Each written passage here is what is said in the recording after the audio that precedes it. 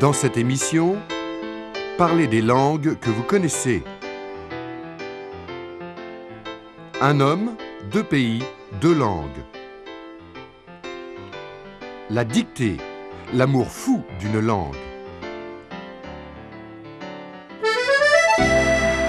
Savoir dire. Souvent, des gestes accompagnent des expressions. Ils peuvent être aussi utilisés seuls. Je m'en fous. Si je vous dis « je m'en fous », off. Si je vous dis « je m'en fous », je m'en fous. Ras-le-bol. Ras-le-bol. Ras-le-bol, c'est... Ras-le-bol. Ah, ras-le-bol alors. Ah, jusque-là. Ras-le-bol. Ras-le-bol.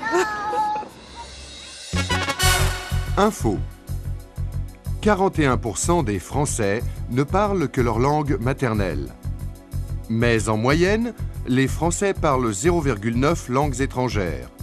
Les Britanniques, 0,5 et les Luxembourgeois, 2,7. Savoir dire. Parlez des langues que vous connaissez. Je parle couramment l'anglais.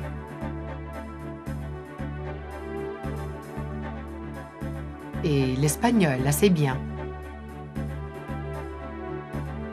Je parle couramment l'anglais et l'espagnol assez bien, j'aime beaucoup. Je parle anglais, mais très très mal.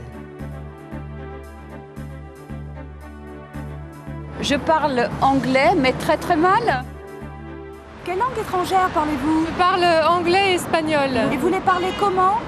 Je parle couramment l'anglais et l'espagnol assez bien, j'aime beaucoup. Je parle un peu l'anglais, quelques mots d'espagnol. Je parle anglais couramment et l'espagnol moins couramment. Je parle l'anglais bien et je parle l'arménien couramment. Quelle langue étrangère parlez-vous?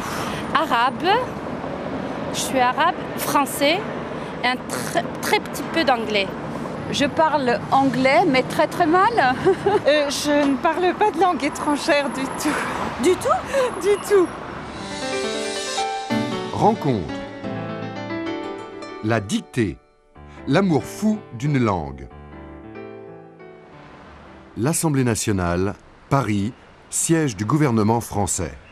Madame, monsieur, bonjour. Bonjour à tous. Bienvenue. Non, ce n'est pas une session habituelle. Cette assemblée-là se prépare à une dictée, véritable concours national. Aujourd'hui, c'est la finale. Attention aux accents. Prenez fermement un parti. Si c'est un accent aigu, à gauche. Si c'est un accent grave, à droite. Et si c'est un circonflexe, un chapeau au centre. N'oubliez pas. Évidemment, il n'y aura que... Bernard Pivot, présentateur de télévision, organise depuis 8 ans les Dicos d'or. Donc il n'y aura que 12 récompensés. La dictée est une institution en France. Plus de 3 millions de spectateurs font la dictée en même temps que les finalistes. Eh bien, maintenant, courage. Allons-y. Une dictée nationale. C'est le titre. Une dictée nationale. Moi, virgule,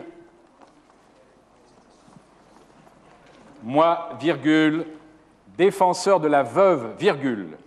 Moi, virgule, défenseur de la veuve, virgule. De l'orphelin et du mot juste, virgule.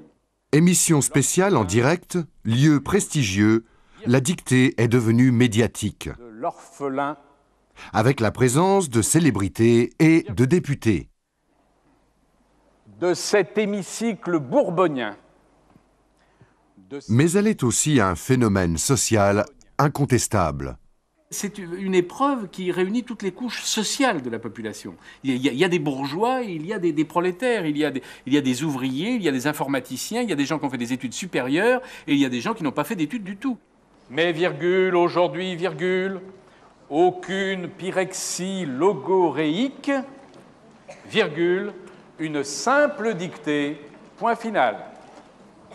Les Français ont toujours considéré qu'ils sont très attachés à leur patrimoine. Alors, ils aiment bien le château de Versailles, le Louvre, la Tour Eiffel, mais ils considèrent que la langue française, c'est aussi un monument historique. Dans la catégorie des seigneurs professionnels, Dico d'Or, c'est une Lilloise. Elle est professeure de lettres et d'arts plastiques. Alors, question, 0 faute. Dictée, 0 faute. Premier test, 0 faute. Deuxième test, 0 faute. Troisième test, 0 faute. Total, 0 faute. Madame Michèle Ballambois-Beauchemin. Bravo.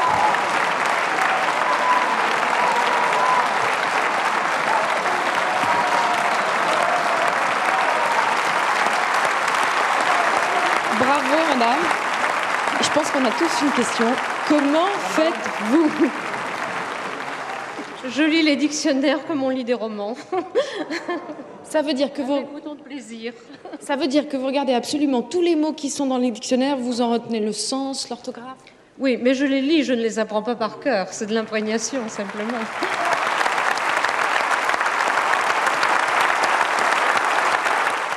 Être champion d'orthographe en France, je ne dis pas que c'est aussi important que de gagner la descente aux Jeux Olympiques à ski. Je ne dis pas ça, mais enfin, c'est quand même considéré comme une grande performance intellectuelle. Savoir entendre. À vous de trouver la réponse. Parmi ces interprètes du Parlement européen, combien parlent espagnol? De quel pays êtes-vous? Je suis luxembourgeois.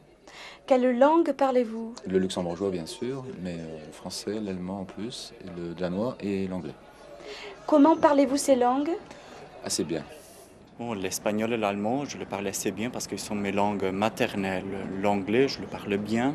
L'italien et le français, bon, ça va, bien. Je parle couramment l'anglais et le français, et bien l'espagnol et le portugais. Je parle le néerlandais, l'anglais, le français, l'allemand, le danois, le suédois, un peu de finnois. Compris. 2 interprètes parlent espagnol. Info. Le nombre de mots dans la langue française, 75 600, répertoriés dans le grand dictionnaire Larousse. Le mot le plus long de la langue française, anticonstitutionnellement. Savoir dire. Encore des gestes. Mon œil. Si je vous dis mon œil. Enfin, je peux pas le faire. Mon œil. Toc. Ça, là,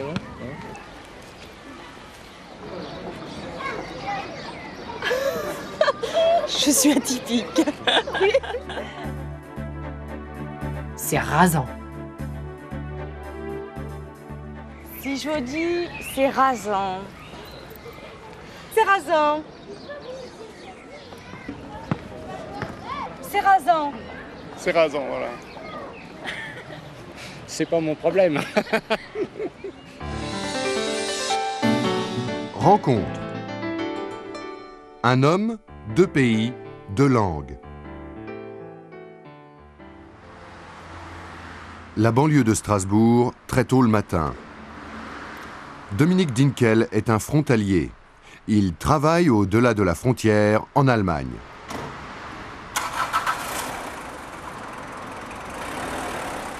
En Alsace, plus de 60 000 personnes quittent la France toutes les semaines pour travailler en Suisse et en Allemagne.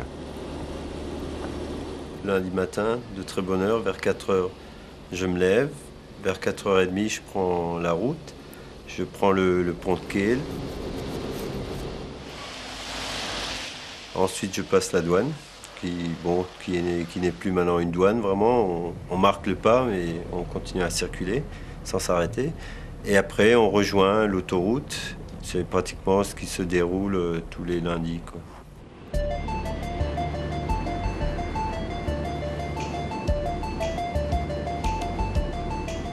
Être frontalier a des avantages, comme une réduction d'impôts intéressante. Mais c'est aussi une vie entre deux pays. Là, ça va faire pratiquement 15 ans. J'ai commencé en 78, après mon armée. Et bon, au début, je ne voulais le faire qu'un certain temps. En fin de compte, ça fait 15 ans qu'on est resté, quoi. Dominique est électricien pour de grandes compagnies allemandes à Stuttgart. Un travail qui diffère un peu de ce qu'il serait en France. C'est vrai qu'il est facile avec tous ces procédés qu'ils ont en Allemagne d'arriver à un point beaucoup plus professionnel qu'en France. C'est-à-dire qu'on vous donne une meilleure formation? Exactement, une meilleure formation et bon, on est mieux suivi on est bien entouré par des gens très compétents, quoi, sur ce niveau-là. En plus de la formation et de la réduction d'impôts, les frontaliers gagnent pratiquement le double de ce qu'ils gagneraient en France.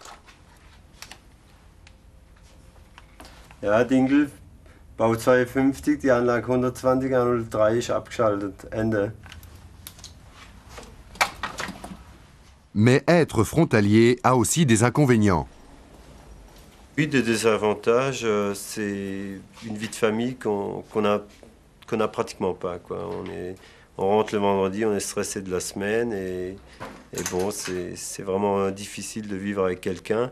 En tant que, disons, travailler en Allemagne et d'avoir une amie en France, c'est très dur, quoi. Vous êtes seul? Oui, pour le moment, je suis de nouveau seul, quoi. Et vous pensez que le fait d'être seul, c'est dû à votre situation de frontalier?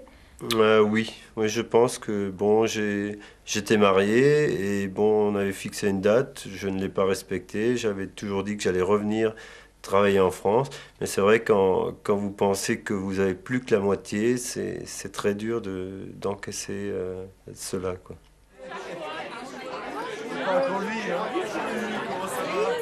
Tous les jeudis, dans un pub de Stuttgart, Dominique rencontre d'autres Français, eux aussi expatriés, eux aussi frontaliers. Salut Didier, comment ça va toi? Et toi? Alors, Marcel, pas de problème. Quand même, au fond de moi-même, je me sens français.